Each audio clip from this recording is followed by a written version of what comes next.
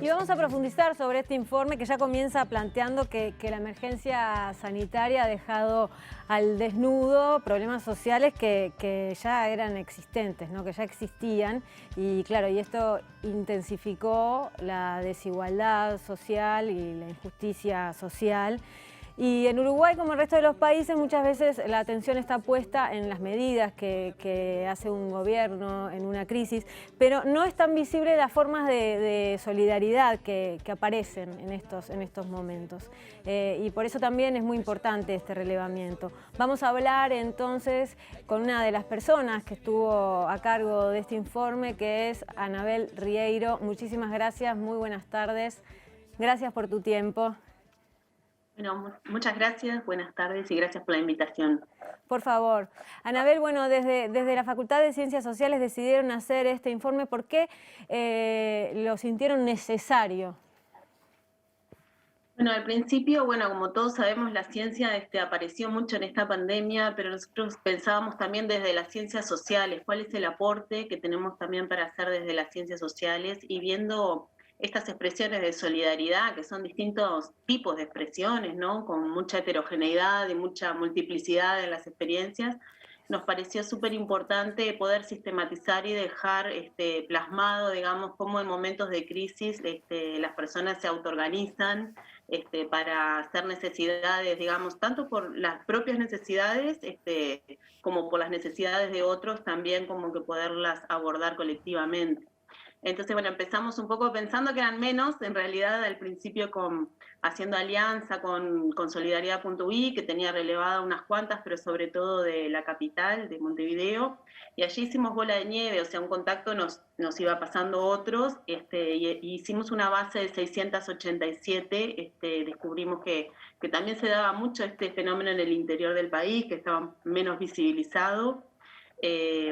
Así que bueno, fue como un trabajo bastante de hormiga, digamos, y fuimos contactando. Allí hicimos una encuesta que llegó a hacerse concretamente a 433 de esa base. Por eso nosotros hablamos de 700 como siendo conservadores, podemos hablar que hubo 700 ollas porque obviamente la bola de nieve llega hasta un límite, ¿no? Capaz Claro. que hay experiencias en el interior más profundo que no llegamos a contactar.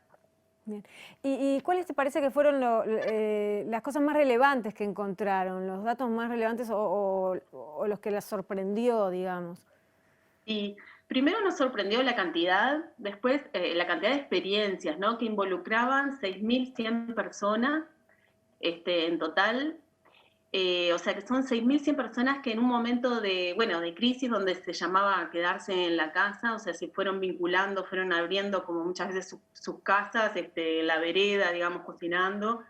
Después esto que Y yo muchas veces planteaba al personas principio, de bajos recursos también, ¿no? Que eso es bueno, lo sorprendente. sí, la mayoría, o sea, yo creo que todas, en realidad diría que están situadas en los barrios como más carenciados, digamos, sea de Montevideo Pero o también de las zonas en el también esas interior. personas son las que se ponen la olla al hombro, digamos, ¿no? Que, Exacto, nosotros también decíamos eso, que es como una solidaridad, digamos, territorial, ¿no? Porque la mayoría son entre vecinos, o sea, muchas veces, primero, bueno, visibilizar lo que pasaba en el interior, ¿no? Que el 61% de las experiencias se venían del interior.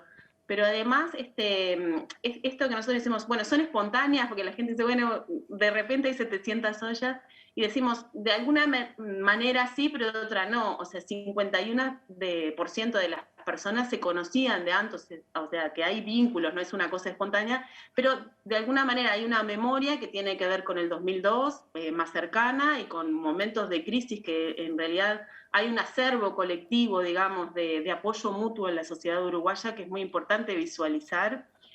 Nosotros creemos que estas experiencias renuevan las capacidades colectivas.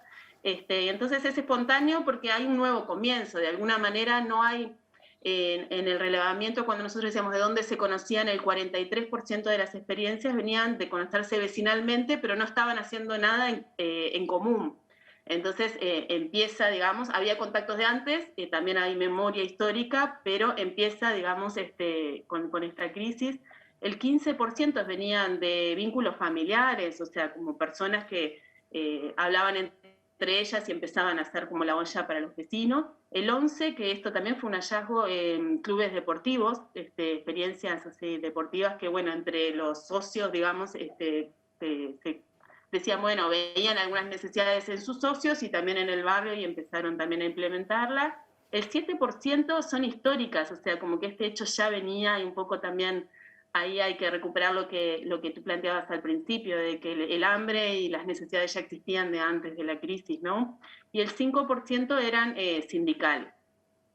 Entonces, bueno, veíamos que hay todas tramas, digamos, relacionales detrás, que nos parece súper interesante también verlo desde las ciencias sociales, porque obviamente las medidas, digamos, sanitarias de aislamiento también están afectando el corazón de lo que es la sociedad, de las relaciones sociales. Entonces, cómo se renuevan aún en esta crisis tan particular, una cuestión como súper interesante. Y otro hallazgo también que nos parece súper importante es que la mayoría de las personas eran mujeres, casi el 60%, o sea, el 57% en las ollas, el 68% en los merenderos populares. Y esto habla de una cierta politicidad, de alguna manera, de las casas, ¿no? Es como que, bueno, quédate en casa y en general el que tiene el rol, digamos, de cocinar, de conseguir los alimentos, de distribuirlos, son las mujeres. Y bueno, llevar esta experiencia, digamos, del cuidado que sucede a nivel del hogar a la calle, a la comunidad, nos parece también que es como una novedad, es un tipo de política que obviamente no es ni partidaria ni institucional, pero que hace a la política, digamos, de la sociedad. Y vos recién hablabas de la mayoría de las mujeres. ¿Encontraron algún vínculo, me lo estoy preguntando ahora, ¿encontraron algún vínculo con el tema también del desempleo de las mujeres? Sí.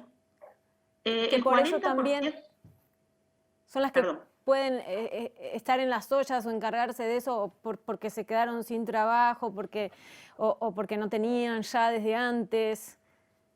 ¿Tendrá que ver con eso también? ¿O con una cuestión más cultural? Creo que son las dos cosas. O sea, el 40% de las personas que estaban, de las 6.100 personas en ese momento, no tenían empleo. El relevamiento en realidad estrictamente se hizo de marzo a julio, que es como los datos que podemos ver cómo evolucionó el fenómeno, porque a partir de julio es que empezó, entonces, bueno, lo cortamos ahí. Y el 40% estaban sin empleo, muchos en seguro de paro, ¿verdad? Yo creo que como que son las dos cosas. Una es el rol que las mujeres como que tienen en el hogar y cómo en realidad el cuidado muchas veces se hace imposible dentro de la casa, si en realidad hay obviamente muchos hogares donde son liderados por las mujeres y están solas. Entonces, bueno, quedarse en casa es quién sale a trabajar, cómo hago para mantener, digamos, a mis hijos. Entonces, creo que sucede el rol, digamos, como femenino, y también como, bueno, en el desempleo, que en ese momento había era el primer momento, ¿no? Donde había mucha gente todavía en seguro de paro, y que también preguntábamos esto del desempleo porque suponíamos, también había una hipótesis que cuando se reintegraran al trabajo, también mucha de esa fuerza, digamos, también se iba a disminuir.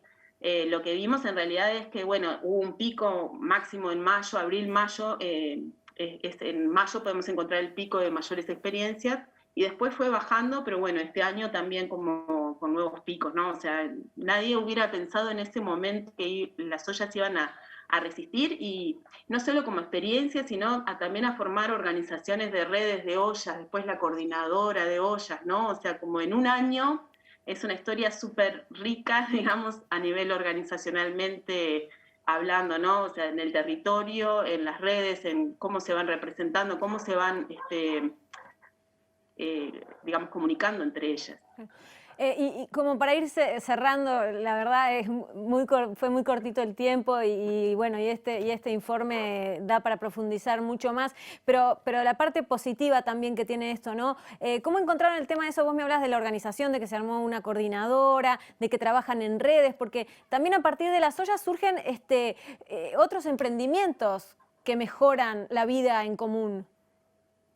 Exacto, nosotros, bueno, estamos siempre como trayendo la frase de las ollas no deberían existir, un poco para ponerlas en un sentido crítico de que lo que no debería existir es el hambre. O sea, las ollas un poco representan hoy una necesidad que los vecinos encontraron como para retomarlas juntas y ojalá que esto siga dándose en otras cuestiones, como para ver, nosotros pensamos que el alimento es la base de la subsistencia y que en él se condensan muchas relaciones sociales. Entonces, ¿qué alimento? ¿Para qué? ¿Cómo se distribuye? ¿Quién? ¿Por qué algunos no acceden al alimento?